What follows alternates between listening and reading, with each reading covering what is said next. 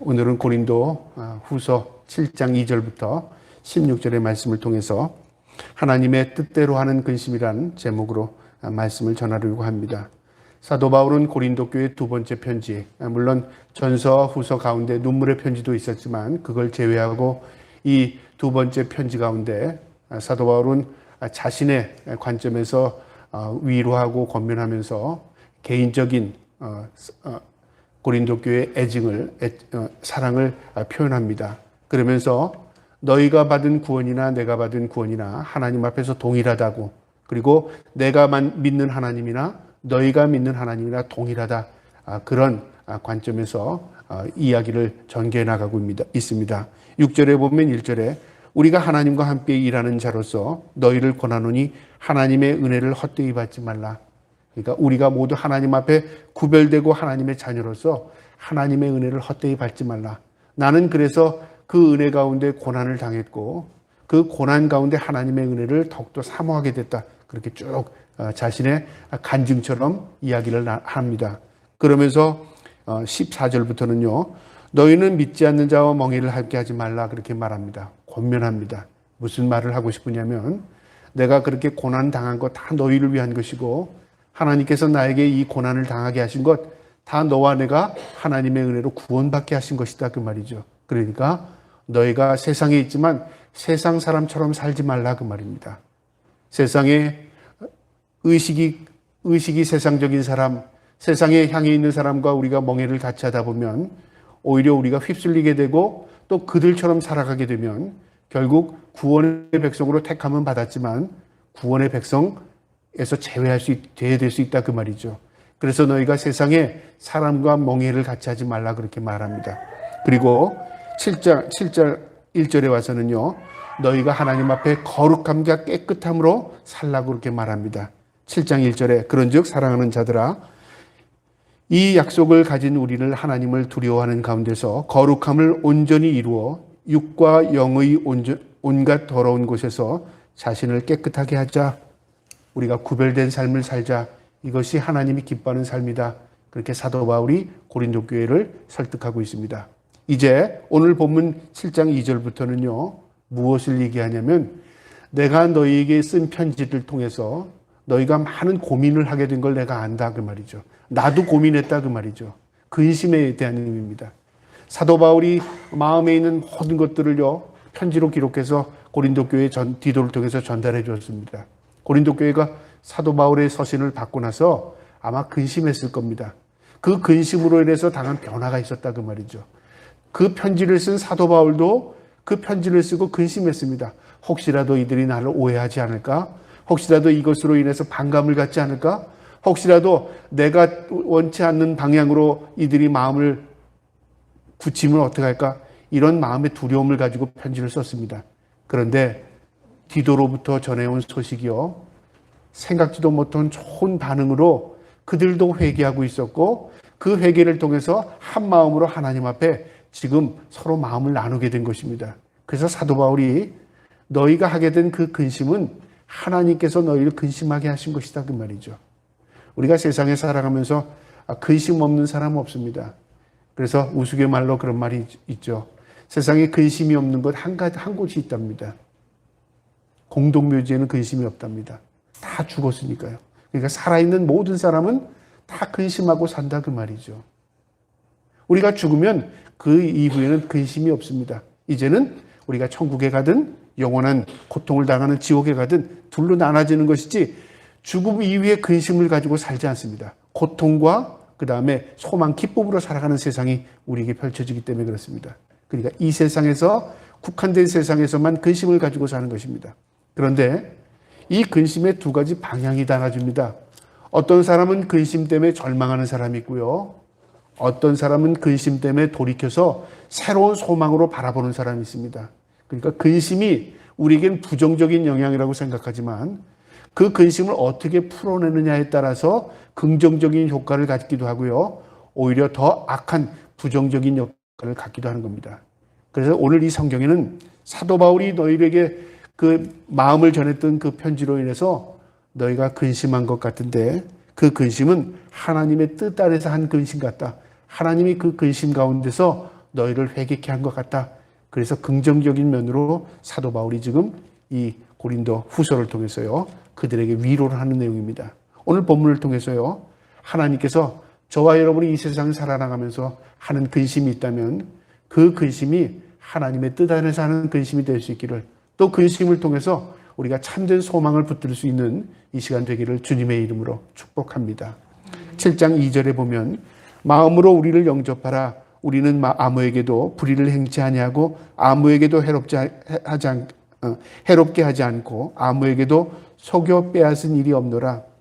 사도 바울이 고린도를 떠난 이후에 고린도 교회 거짓 교사들과 율법주의자들이 들어와서 사도 바울을 많이 욕했던 것 같습니다. 그 사람 거짓된 사람이야. 그 사람 뭐 모르고 하는 사람이야. 그거 불이야. 너희가 속은 거야. 이렇게 많이 얘기한 것 같아요. 그러니까 사도 바울이 그 이야기를 듣고 얼마나 마음이 아팠겠습니까? 그래서 오늘 이 고린도 후서를 통해서 나는 너희를 속이지 않았어. 나는 너희에게 불의를 행치 않았어. 나는 너희에게 말씀을 통해서 해롭게 한 거 없어. 그 말이죠. 그러니까 자기 정당성을 지금 그들에게 전하는 겁니다. 그러면서 너희가 마음을 좀 더 넓혀서 나를 영접해 주기 원한다. 내가 마음을 넓혀서 너희를 영접한 것처럼 너희도 그렇게 하기 원한다. 6장 13절에 그 말이 있죠. 너희도 마음을 넓히라 그 말이 있습니다. 나는 너희를 어떤 환경에서도 너희를 구별하지 않고 수용했다 그 말이죠. 너희도 마음을 넓혀서 나를 받아주기 원한다 그 말이죠. 3절에요. 내가 이 말하는 것은 너희를 정죄하려고 하는 것이 아니라, 내가 지금 내 정당성을 너에게 이야기하면서 너희가 잘못된 거야라고 너희를 정죄하는 게 아니라 그 말이죠. 무엇 때문에 내가 이 말을 하냐면 바로 이전에 말하거니와 너희가 우리 마음에 있어 함께 죽고 함께 살고자 함이라. 무슨 말이냐면요, 너나 나나 모두 예수 그리스도 안에서 죽고 예수 그리스도의 부활, 그 구원의 은혜로 우리가 함께 구원받는 백성이 되기 원한다 그 말이죠. 나는 맞고 너는 틀리고, 너는 틀리고 나는 맞고 그 얘기하고자 하는 게 아니라 너희나 나나 다 하나님 앞에서 구원받을 백성이다. 우리가 모두 죽어야 할 마땅한 백성이나 하나님의 은혜로 구원받은 사람으로서 예수 그리스도의 은혜로 다 구원에 동참하길 원한다 그 말이죠. 그러니까 초점을 어디에 맞췄냐면 옳고 그름에 맞춘 게 아니라요, 바로 우린 모두 하나님 앞에 구원받은 백성이다. 그래서 너희도 마음을 넓혀서 나와 함께 한 마음으로 하나님을 섬기기 원한다 그 말입니다. 4절에요. 나는 너희를 향하여 담대한 것도 많고 너희를 위하여 자랑할 것도 많으니 내가 우리의 모든 환난 가운데서도 위로가 가득하고 기쁨이 넘치는도다. 내가 당한 환난을 이야기했지만 나는 그 환난 가운데서도 너희에게 자랑할 게 있어. 무엇을 자랑하고 싶어요? 하나님이 주신 은혜를 자랑하고 싶은 거죠. 내가 어떤 환경에서도 담대하게 복음을 전할 수 있다고, 난 자랑할 수 있다 그 말이죠. 내가 담대해서가 아니라 하나님께서 나에게 담대케 할 수 있도록 내게 능력이 되어주셨어. 그래서 나는 고린도 교회 성도들에게 내가 하나님의 은혜로 복음을 전했던 걸 담대하게 자랑할 수 있다 그 말이죠. 그 자랑을 지금 하고 싶은 게 아니라 내가 우리의 모든 환난 가운데서 위로가 가득하고 기쁨이 넘치도다. 너희가 보기에는 내가 가난하고 불쌍한 것 같지만 내 자신은 하나님의 위로가 컸고 나는 하나님 안에서 기뻐하는 사람이야 그 말이죠. 보는 것과 그 보는 사람의 그 마음이 전혀 다른 거죠. 그러니까 내가 지금 가지고 있는 그 마음 너희가 알아주기 원한다 그 말입니다. 5절에요. 우리가 마게도냐에 이르렀을 때에 우리 육체가 편하지 못하였고 사방으로 환난을 당하여 밖으로는 다툼이 있고 안으로는 두려움이 있었노라. 내가 마게도냐에 가서 이제 고린도를 향하러 가는 길에 너희의 소식이 너무 궁금했다는 거죠. 왜냐하면 마게도냐에서 고린도로 보냈던 디도를 기다리고 있었습니다. 근데 디도의 소식이 없었어요. 마음이 초급한 거죠. 디도가 무슨 소식을 가지고 올까? 내 편지를 전한 그 고린도 교회가 변화되었을까? 아니면 나에게 대한 더 반감을 살까? 아니면 하나님을 더 욕되게 하지 않을까? 아니면 그들이 세상으로 더 향하지 않았을까? 여러 가지 생각이 들었을 겁니다. 내 마음은 하나님이 주신 마음으로 그들을 권면했으나 받아들이는 사람이 어떤 마음을 가졌는지는 참 모르는 그 가운데서 노심초사 마음이 불안하고 어두웠던 겁니다. 그뿐만 아니라 환경이 다툼의 환경이었고 자기 내적으로는 두려웠답니다. 그러니까 복음을 전하면 반감을 사는 사람들이 많았다는 거죠. 그러니까 외적으로는 다툼, 싸움이 많이 일어났고요. 내적으로는 내가 굉장히 어두운 무거운 마음을 가지고 그들을 기다리고 있었다 그 말입니다. 그런데 뜻하지 않게 좋은 소식이 온 겁니다. 6절에요. 그러나 낙심한 자들을 위로하시는 하나님이 디도가 오므로 우리를 위로하였으니, 우리가 낙심하고 있을 때에 그때 마침 디도가 이 마게도니아에 도착하게 되었고, 마게도니아로부터 그 디도로부터 들어온 소식이요, 자기가 생각지도 않은 아주 긍정적인 소식이 들려온 겁니다. 그들이 그 편지를 받아보고 회개하고요, 그들이 변화되는 모습을 디도를 통해서 전달받은 겁니다. 얼마나 마음이 기뻤겠습니까? 그래서 7절에 이렇게 말합니다. 그가 온 것뿐 아니요, 그가 왔기 때문에 기뻐한 것 그것뿐만 아니라 그 말이죠. 그가 온 것도 기쁘지만 오직 그가 너희에게서 받은 그 위로로 위로하고 너희의 사모함과 애통함과 나를 위하여 열심 있는 것을 우리에게 보고함으로 나를 더욱 기쁘게 하였노라. 그들이 이 고린도 교회에 보낸 이 편지를 받아보고 나서요, 그들이 처음에는 변화되는 것 같지 않았지만 시간이 지남에 따라 사도 바울을 사모하게 됐다는 거죠. 사도 바울 선생님 다시 보고 싶다. 그 다음에 애통하는 마음, 자신들의 죄를 깨닫고 슬퍼하고 애통하는 마음을 갖게 된 겁니다. 그리고요, 그들이 나를 위하여 열심히 있는 것을 우리에게 보고함. 그들이 이제 신앙에 열심히 내는 것이 들려왔다 그 말이죠. 그러니까 긍정적인 변화의 소식을 디도로부터 들은 겁니다. 그래서 너무 기쁘다 그 말입니다. 8절에 그러므로 내가 편지로 너희를 근심하게 한 것을 후회하였으나 지금은 후회하지 아니함은 그 편지가 너희로 잠시만 근심하게 한 줄을 알미라. 내가 편지를 쓴 것을 처음에는 후회한 적도 있다 그 말이죠. 괜히 내 마음을 전달했다가 오해 사면 어떡할까. 고린도 교회가 이 편지를 받아보고 회개는커녕 오히려 복음에 대해서 문을 닫으면 어떡할까. 마음이 굉장히 무거웠던 겁니다. 근심했답니다. 자신도. 그런데 지금은 그 근심이 싹 거치고요, 오히려 기쁨으로 변화된 겁니다. 너희로 잠시만 근심하게 한 줄 아미라. 그 근심은 잠깐이었고 오히려 좋은 소식으로 인해서 내가 너무 기쁘다 그 말입니다. 9절에 내가 지금 기뻐함은 너희로 근심하게 한 까닭이 아니요 도리어 너희가 근심함으로 회개함에 이른 까닭이라. 너희가 하나님의 뜻대로 근심하게 된 것을 우리에게서 아무 해도 받지 않게 하려 함이라. 너희가 회개한 것, 내가 그 소식 듣고 나도 기쁘지만 그것은 하나님의 뜻으로 한 근심이다 그 말이죠. 여러분, 하나님의 뜻으로 하는 근심, 하나님은 근심을 우리에게 걷어가시는 분이 맞지 않습니까? 우리에게 근심거리를 주시지 않는 분이어야 우리의 참된 하나님이라고 우리는 생각하지 않습니까? 그런데요, 그것은 천국에서의 모습이고 우리가 세상에 살 때 내가 하나님이 주시는 은혜의 근심이 있을 수 있다 그 말이죠. 어떤 게 그럴까요? 이 성경에 보면요, 근심에서 망한 사람이 있고 근심에서 흥한 사람이 있습니다. 근심에서 망한 사람의 대표적인 사울입니다. 그는요, 하나님이 떠났다는 의식을 깨닫게 됩니다. 그래서 누구를 찾아가냐면 엔돌에 있는 신접한 무당을 찾아갑니다. 무당 여인을 찾아가서 자신을 위해서 신을 접하게 합니다. 그걸 하나님이 보고서 어떻게 했습니까? 더 이상 그가 회개할 수 없는 자임을 깨닫게 되고 결국 전쟁에 나가서 죽게 됩니다. 또 대표적인 신약의 사람으로서요, 가룟 유다가 있었습니다. 가룟 유다도 예수님의 제자였습니다. 그는요, 예수님을 팔고 깨달았습니다. 내가 잘못했구나. 그리고 그가 회개하고 돌이킨 게 아니라 그가 가서 목매달아 죽었답니다. 회개는 그를 돌이키는 것이지만요, 그가 깨닫고 절망하는 것은 자신이 목숨을 끊는 것이었습니다. 그러니까 근심했으나 돌이키지 못하고 절망한 거죠. 그런가 하면 신약의 또 대표적인 근심으로 인해서 회개한 사람이 있습니다. 다윗 왕입니다.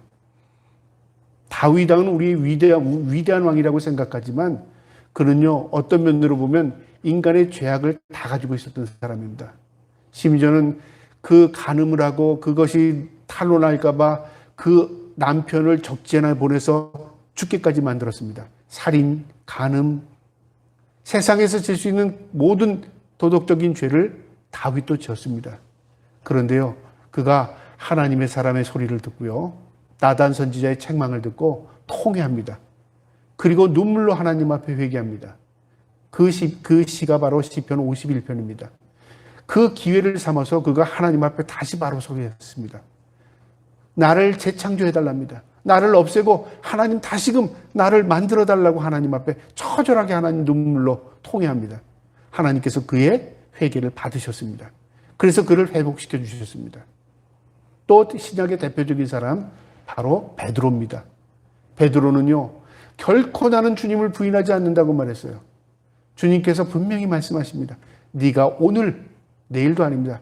닭 울기 전에 네가 나를 3번 부인하리라 그랬어요. 한 번도 2번도 아니라 3번이요. 주님, 나는 결코 그렇지 않습니다 그랬어요. 그런데 닭 소리를 듣고 나서 베드로가 정신이 번쩍 드는 거예요. 그 주님의 말씀을 떠올렸어요.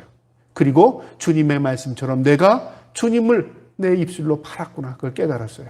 그리고 처절하게 고통으로 눈물을 흘립니다. 회개합니다. 그래서 하나님의 은혜를 회복하고 그가 하나님의 은혜로서 사람 낚는 어부가 된 것이에요. 복음 증거자가 된 것입니다. 이처럼 똑같은 근심과 똑같은 절망을 했으나요, 한 사람은 절망으로 끝났지만 한 사람은 그 절망 가운데 우리 주님 소망으로 붙든 겁니다. 그래서 그가 근심이 바로 하나님이 주시는 은혜의 방편이었다 그 말이죠. 우리가 세상 가운데 근심 없는 사람 없습니다. 돌아서면 근심, 돌아서면 근심입니다. 그런데 이 근심을 하나님 없게 해달라고 우리는 기도하잖아요. 그런데요, 그 근심 속에 하나님의 은혜의 해답이 있습니다. 내가 무엇 때문에 근심하지? 그래서 제가 한번 생각을 해봤습니다. 우리가 어떨 때 근심할까? 가만 보면요, 근심거리만 보면 근심입니다. 내가 예를 들어 배가 고파요. 먹을 게 없구나. 내가 뭐를 해야 되는 돈이 없어요. 돈이 없구나. 내가 뭐를 해야 하는데 건강이 없어요. 건강이 없구나. 없는 것만 집중하게 되면 근심이 쌓입니다. 왜냐하면 그것은 해결 방법이 없어요. 그렇잖아요? 배가 고픈데 먹을 게 없으면 내가 근심 안 하면 먹을 게 생깁니까? 내가 돈이 없는데 근심하면 돈이 생깁니까? 그거 아닙니다. 문제는 뭐냐면요, 초점을 거기다 맞추고 있으면 문제에서 해결 방법이 없습니다. 어떻게 해야 문제를 해결하냐면요, 왜 내가 이 문제를 당하고 있지를 해결해야 먼저 생각하는 거죠. 좀 더 범위를 넓게 생각하는 겁니다. 내가 왜 지금 배가 고프지? 내가 남이 노력할 때 노력하지 않았구나 라고 생각하면 해결 방법이 생기는 거죠. 내가 내 몸을 망가지게 만들었구나. 그러면 내 몸을 다시 수술할 수 있는 기회가 생기는 거죠. 범위를 좀 더 넓게 생각하는 겁니다. 그래서 초점을 누구에게 맞추냐면요, 근심의 문제의 초점을 그 문제의 근원에만 맞추면 안 됩니다. 어떻게 맞추냐면 그 문제가 왜 일어나는 근본적인 문제를 찾아가는 겁니다. 우리의 초점은요, 하나님을 향해야 합니다. 내가 눈을 들어 산을 향하여 눈을 들리라. 나의 도움이 어디서 올꼬? 나의 도움이 천지를 지으신 여호와께로라.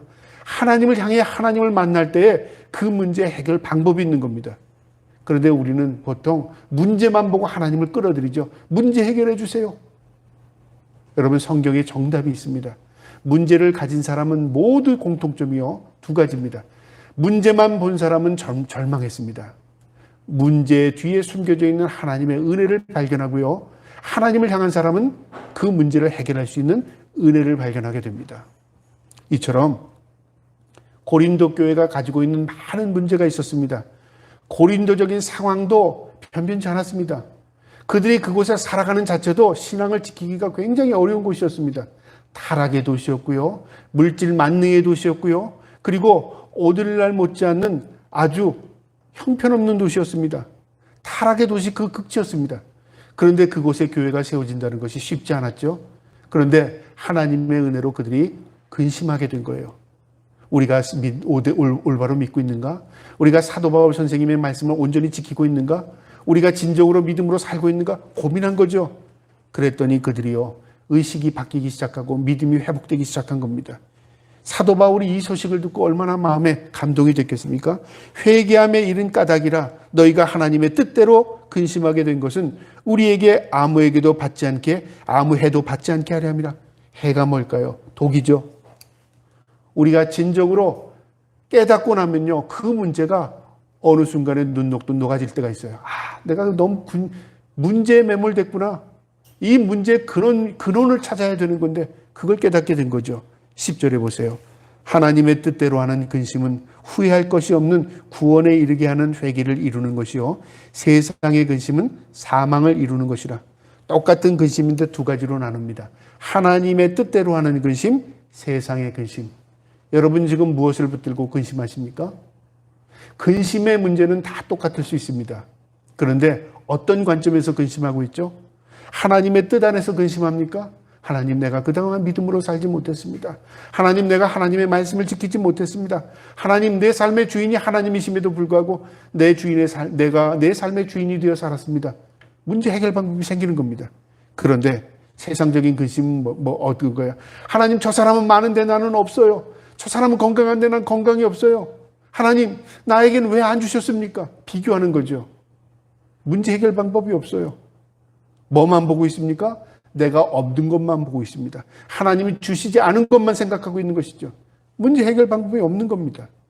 그래서 우리가 믿는 사람으로서요, 어떤 근심거리가 있을 때 하나님의 뜻 아래서 근심해야 합니다.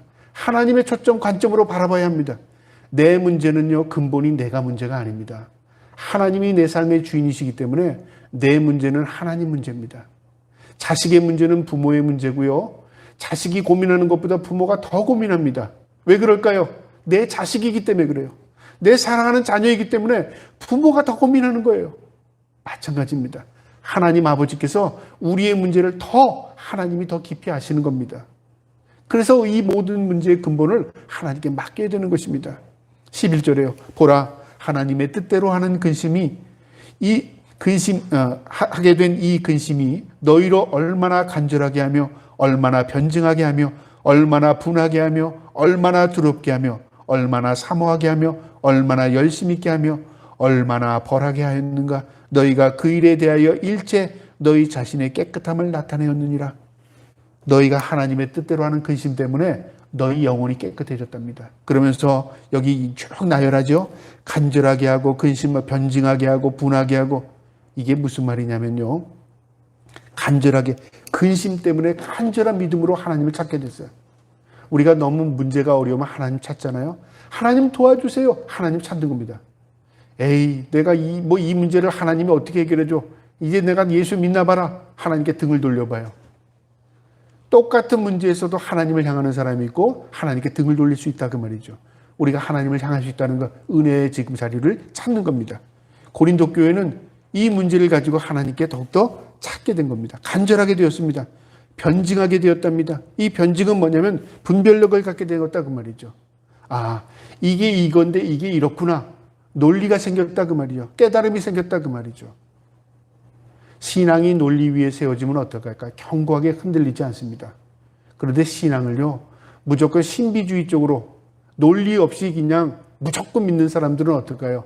그때는 믿음이 참 좋은 것 같지만 어떤 풍파가 오거나 고난이 오면요, 그 신앙이 흔들려서 세움받지 못합니다. 다시 그동안 쌓던 믿음이 한 번에 무너져 버립니다. 논리로 예수를 믿으면 안 됩니다.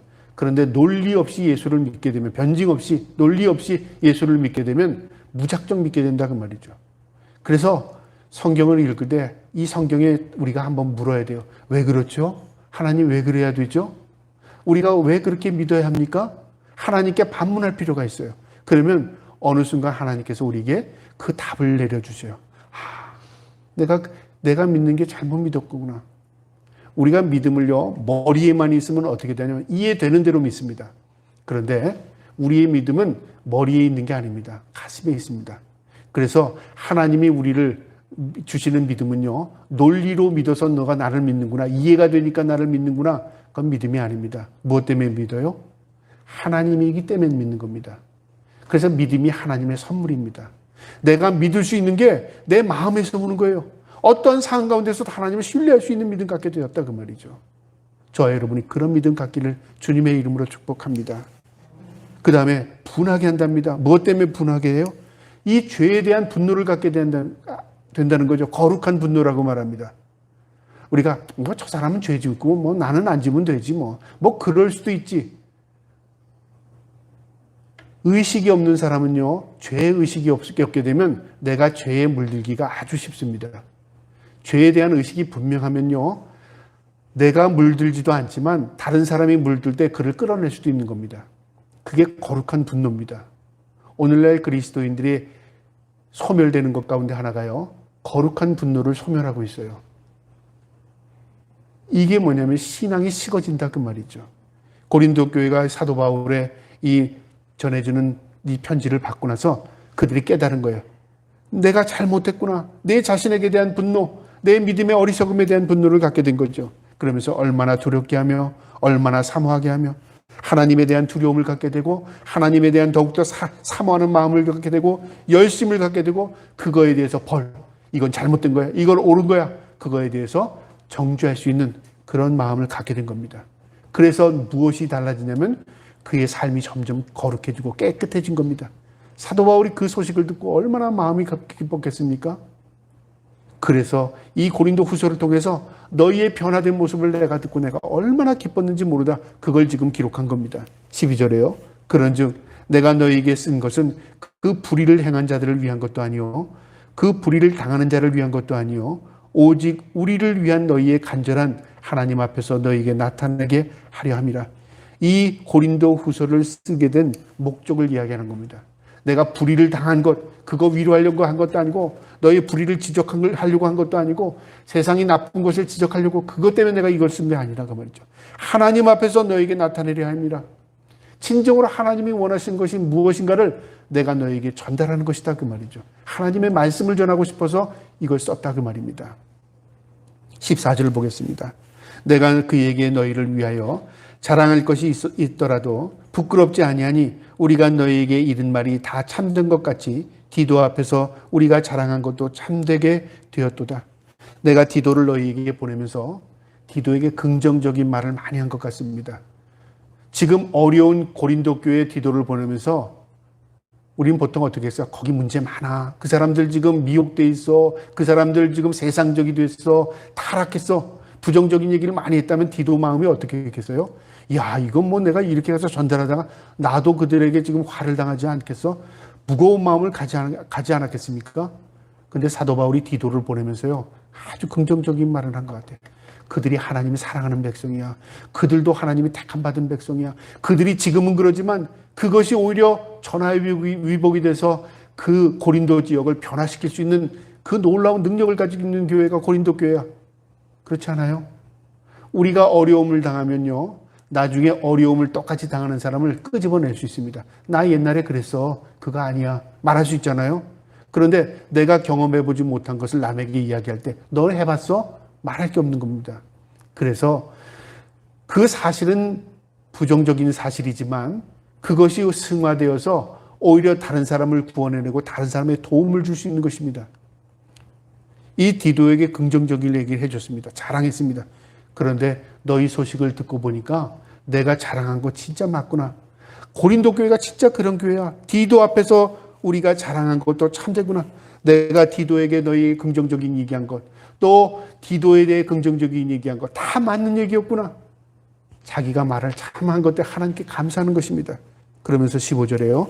그가 너희 모든 사람들을 두려워함과 떨므로 자기를 영접하여 순종한 것을 생각하고 너희를 향하여 그의 심정이 더욱 깊어졌으니 너희가 나처럼 디도를 그리스도 안에서 사랑으로 영접해 준 건 내가 너무 감사하다 그 말입니다. 그가 오히려 고린도 교회에 대한 사모하는 마음을 갖게 됐어. 더욱더 깊은 마음, 사랑하는 마음을 나뿐만 아니라 디도도 갖게 되었다 그 말이죠. 이처럼 긍정적인 것은 큰 변화를 일으킵니다. 우리의 삶은 긍정적인 것만 보면 긍정적이 될 것 같잖아요. 아닙니다. 우리가 보기에는 부정적인 것과 어려운 것이요, 승화되면 더욱더 긍정적이 돼요. 우리 교회 보면은 그런 사람들이 참 많은 것 같아요. 어려운 환경 가운데서도 그 어려움을 잘 극복해내고요, 승화된 우리 청년들을 보면 놀랍습니다. 우리 성도들을 보면 그런 걸 보면 참 놀랍습니다. 우리가 일반적으로 보면 저 사람도 이렇고 이 사람도 이러니까 이렇게 될 거라고 우리는 판단하잖아요. 세상적인 관점입니다. 그렇지 않습니다. 어려움이요, 우리를 연단시키고 우리의 고난이 우리를 승화시켜서 우리가 성숙한 사람으로 만들어간다 그 말이죠. 이게 하나님의 손길입니다. 고린도 교회가 그런 교회라고 지금 사도 바울은 믿고 있는 겁니다. 마지막 16절에요. 내가 범사에 너희를 신뢰하게 된 것을 기뻐하노라. 내가 모든 일에 너희를 믿고 신뢰한 것, 내가 그것이 참 기쁘다 그 말이죠. 여기 중요한 얘기가 있습니다. 사도 바울은요, 고린도 교회를 믿어준 겁니다. 하나님은 우리를 믿어줬습니다. 여러분 성경을 가만히 보세요. 우리가 하나님을 믿은 겁니까? 여러분 착각하지 마시기 바랍니다. 하나님이 우리를 믿어줬어요. 우리를 자녀 삼으셨어요. 언제요? 죄인 되었을 때요. 우리가 부족하고 연약할 때 주님께서 우리를 구별해 주셨어요. 모두 하나님의 주권적인 섭리를 구별해서 내가 너 믿어. 너 내 자녀 삼을게. 믿어준 겁니다. 그리고 하나님의 신뢰 가운데 우리가 믿음으로 성장해 나간 겁니다. 하나님이 믿어주셨죠. 부모가 자녀를 믿어준 겁니다. 내가 너 믿는다. 너 내 아들이다. 너 내 딸이다. 믿어준 겁니다. 그 믿음 안에서 자녀는 자라는 겁니다. 내가 너 하는 거 보고 믿을게. 이건 신뢰가 아니에요. 오늘날 많은 사람들이요, 자녀를 그런 쪽으로 대하는 것 같아요. 너 두고 보자. 그렇게 하는 거 보고. 이건 믿음이 아닙니다. 나는 너 믿어. 내 자녀이기 때문에 나는 믿어. 하나님이 나를 믿어준 것처럼 나는 너 믿어. 이게 하나님의 놀라운 은혜가 이어져 가는 겁니다. 사도 바울이 범사에 너희를 신뢰하게 된 것을 기뻐하노라. 내가 너희의 보고 믿은 게 아니라 그 말이죠. 하나님이 고린도 교회를 사랑한 것처럼 내가 그 관점에서 고린도 교회를 사랑하는 마음으로 너희를 봤다 그 말이죠. 내가 그거 참 잘한 것 같고 기쁘다 그 말입니다. 저와 여러분이 그런 믿음으로 살기를 축복합니다. 오늘 이 말씀에서 우리에게 주는 교훈 11절에 이 내용의 답이 다 나와 있습니다. 무슨 내용이냐면요, 하나님의 뜻 안에서 가는 근심의 결과가 뭐냐 그 말이죠. 근심의 결과가 간절한 믿음을 갖게 되었답니다. 여러분 근심은 우리를 마음을 상하게 해서 우리를 침몰시키는 것 같지만요, 근심은 우리의 믿음을 업그레이드 시킵니다. 내가 이렇게 해서 뭘 천국 가는 백성으로서 하나님이 택해 주셨는데 내 모습이 이래서 내가 하나님 앞에 기쁨이 될까? 내가 이렇게 살아 하나님 앞에 영광이 될까? 그런 마음을 갖게 되고 근심하게 되었다면 어떻게 될까요? 하나님의 마음에 일치한 마음을 갖게 되는 겁니다. 근심이 오히려 하나님의 영광이 된 겁니다. 저와 여러분이 그렇게 근심할 수 있기를 주님의 이름으로 축복합니다. 또한 하나님의 뜻 안에서 하는 근심은요, 진리 안에서 거룩한 분노를 갖게 됩니다. 죄악을 보면 뭐 그럴 수도 있지, 그게 아니라 남의 죄의 증거에 대해서 내가 분노하는 겁니다. 나도 저럴 수 있다. 나는 그렇게 하지 말아야지. 선을 분명히 구별할 수 있는 분별력이 생기는 겁니다. 이 분별력, 이 분노가 없다면요, 세상에 살면서 세상에 물들어가기 쉽습니다. 그래서 우리가 믿음으로 산다는 것은요, 세상에서 살지만 세상에서 구별할 수 있는 물과 기름이 함께 섞이지 못한 것처럼 우리가 그리스도 하나님의 자녀임을 인식하고 구별된 삶을 사는 겁니다. 그래서 사도 바울이 7장 1절에 거룩함과 깨끗함이라는 말을 쓰지 않습니까? 저와 여러분이 하나님 앞에 구별된 백성으로서 거룩하고 깨끗한 백성으로 살기를 축복합니다. 이게 하나님 앞에서 하는 근심입니다. 그 다음에 하나님의 뜻 안에서 하는 근심은요, 하나님에 대한 두려움을 갖게 됩니다. 11절에 있죠, 두려움. 이건 무서움과 달라요. 그냥 막막한 무서움, 두려움은 같이 있고 싶지 않은 겁니다. 그런데 거룩한 두려움은요, 내가 자꾸만 같이 있고 싶어요. 그런데 그분에 대해 떨려요. 그분이 너무 고귀하신 분이기 때문에, 너무 거룩하고 깨끗한 분이시기 때문에 그분 앞에서 우리의 몸이 자연적으로 떨리는 겁니다. 이게 거룩한 두려움입니다. 우리가 세상에 있지만 하나님을 의식하고 코람데오라고 그러죠. 하나님이 내 앞에 계시다. 그런 마음으로 늘 두렵고 떨림을 가지고 세상 살기를 축복합니다. 이런 말이 있잖아요. 하나님 한 분을 두려워하면 세상이 두렵지 않답니다. 그런데 거꾸로 세상을 두려워하기 시작하는 순간부터 하나님에 대한 두려움이 없어지는 거예요. 그러니까 한 분 하나님을 두려워하면 세상의 모든 것이 두려움이 없지만 하나하나 세상을 두려워하기 시작하면 하나님이 두렵지 않아지는 거죠. 저와 여러분이 하나님만을 두려워할 수 있기를 축복합니다. 마지막으로 하나님의 뜻 안에서 하는 근심은요, 우리를 사모함과 열심을 갖게 됩니다. 하나님에 대한 말씀을 사모하게 되고요, 하나님이 주시는 그 가치를 귀하게 여기게 됩니다. 이 세상에서의 가치의 기준이 달라져요. 세상 사람들은 세상의 눈에 보이는 것, 손에 잡히는 것, 내가 누리는 것에 가치를 갖게 되지만 내가 하나님 앞에 온전히 서고 하나님에 대한 두려움을 갖게 되면 하나님의 말씀에 대한 가치를 갖게 됩니다. 하나님에 대한 가치를 두게 됩니다. 그리고 하나님의 말씀에 비중을 두고 살아가요. 저와 여러분이 관점이 하나님의 시야에서 세상을 바라볼 수 있기를 축복합니다. 세상 사람들이 하나님의 사람들을 볼 때 저 사람 저거 참 어리석다. 조금 미련해. 그렇게 볼 때 하나님이 우리를 어떻게 볼까요? 너는 내 아들이다. 넌 내 딸이야. 너는 내가 보는 관점에서 세상을 바라보는구나. 하나님의 기쁨이 되는 것입니다.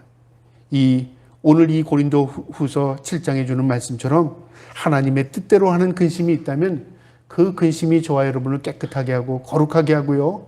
오히려 세상을 이기고도 남음 있는 믿음으로 견고히 세워줄 줄 믿습니다. 그런 사람들 다 될 수 있는 저와 여러분 되기를 주님의 이름으로 축복합니다. 아멘.